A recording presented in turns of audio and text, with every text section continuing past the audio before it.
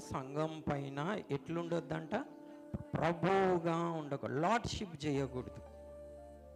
అంటే రాజరికం చేయకూడదు అనమాట, ప్రభుత్వం చేయకూడదు. ప్రభుగా ఉండకుండా ఎలా ఉండాలి, మాదిరిగా ఉండాలి.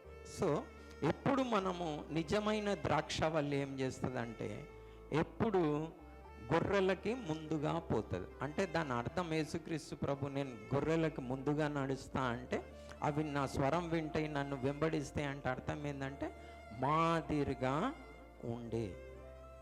మాదిరిగా ఉంటాడనమాట. గొర్రెలు ఎలా నడుచుకోవాలి. సో నిజమైన ద్రాక్షవల్లి అంటే అర్థం ఏంటంటే, మనం